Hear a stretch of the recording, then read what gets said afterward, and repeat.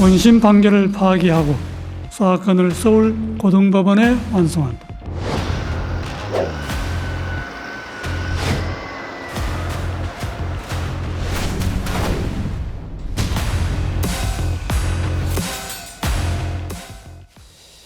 자, 지금부터는 이재명 후보와 관련된 쟁점을 좀 짚어봐야 할 것 같은데, 이제 오늘요, 이재명 후보가 국민의힘 대선 후보로 김문수 후보가 설춘된 데 대해서 헌정질서 회복과 완전히 반대로 가는 것 같다, 아쉽다. 이렇게 말을 했습니다.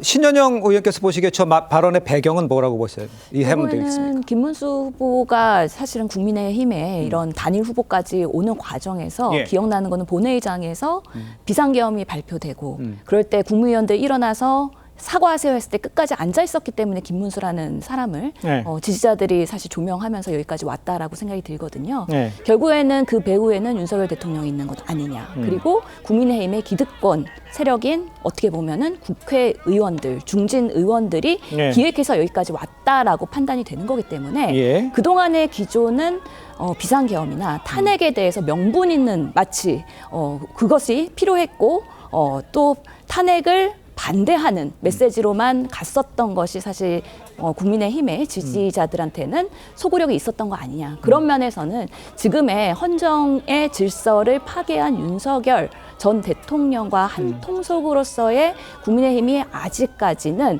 답보 상태에 있는 것을 반어적으로 어떻게 보면은 반어적인 건 아니죠. 그냥 직언직설을 한 것인데 그런 면에서의 표현이 있었다고 생각을 합니다. 알겠습니다. 한 대변인께서는 반박할 수 있는 기회 드릴게요.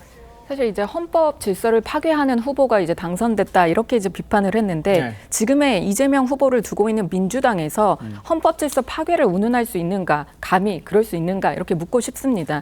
지금 계속 이재명 개인의 그 재판을 피하기 위해서 여러 가지 민주당 의원들이 입법을 내고 있는데 이런 부분도 그렇고요. 그리고 또 대법원에서 지금 10명이 이제 그러니까 유죄 취지로 파기환송을 한 10명의 대법관들을 지금 탄핵을 하겠다라고 하는 이런 정당에서 예. 그리고 이재명 후보는 사실 피선거권 박탈에 해당하는 그런 죄를 받을 수 있는 이제 그런 목전에 두고 있는 그런 이재명 후보가 과연 헌정질서 파괴를 얘기를 할 수 있는가 오히려 이렇게 되묻고 싶습니다. 알겠습니다.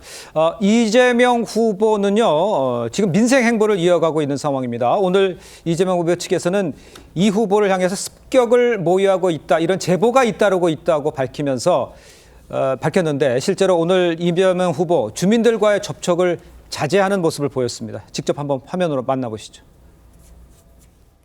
제가 오늘부터는 경호 문제 때문에 손을 잡거나 못하게 됐으니까 이해 부탁드립니다. 예! 오늘 또 뭔 일이 있을 거라고 그래서 저희가 좀 조심을 해야 돼서요. 눈은 맞출 수 있습니다.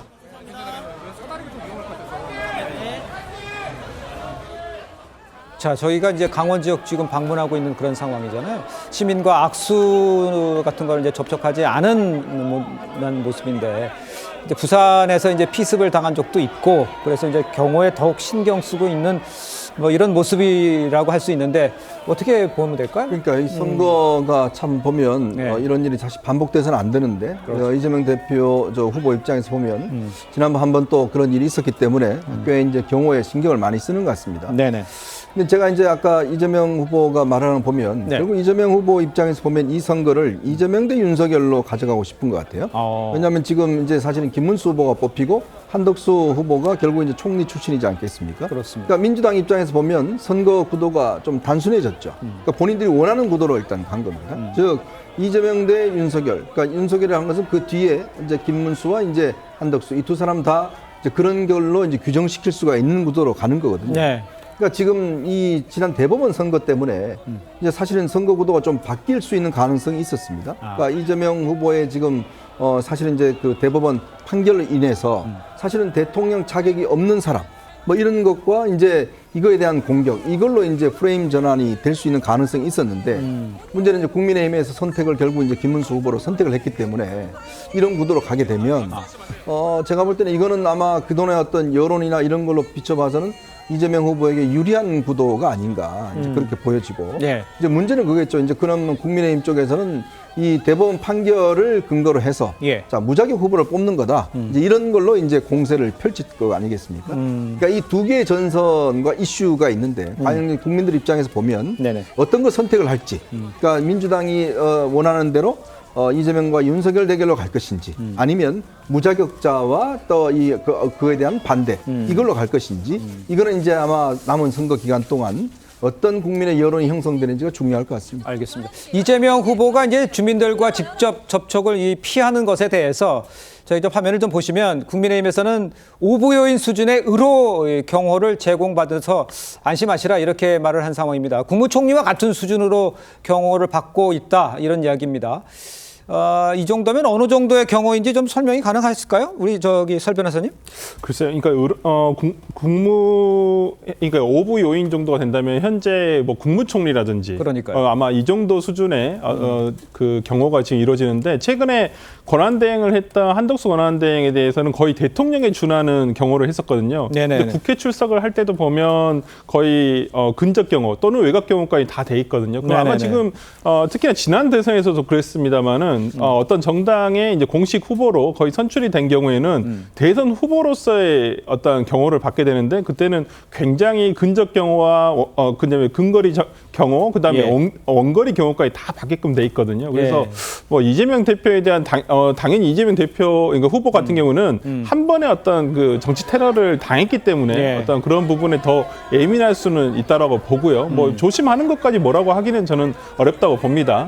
뭐 본인도 후보로서 어떤 그 유권자들의 손을 한 번이라도 더 잡고 싶은 것이 인지상정인데 그렇지 본인도 그렇게 하지 못하는 부분에 대해서는 오히려 손해를 입는다면 본인이 더 손해일 텐데 하지 못하는 거에 대해 안타까움이 있을 거라고 생각을 하고 뭐 그렇지만도 경찰에서도 유독 그리고 특히 여기에 대해서 훨씬 더 경호에 대해서는 신경을 쓰고 있는 부분이라서 뭐 이재명 대표가 이 부분은 조정을 해야 될 문제가 아닌가 싶습니다. 과거에도 문재인 대통령 같은 경우에도 굉장히 이 담이 낮은 경호를 선호를 했거든요. 그러니까 본인이 그 담을 높일 것인지 낮을 것인지는 경호를 받는 분이 결정해야 될 문제가 아닌가라는 생각을 합니다. 이현종 의원께 이거 여쭤볼게요. 지금 그 일종의 이제 접촉을 안 하게 된다는 얘기를 하니까 아직 뭐 받지 않기 위해서 송달 같은 게 전달되지 않기 위해서 재판 지연을 하기 위해서 그런 거 아니냐라는 지적이 있는데 그건 어떻게 생각하세요?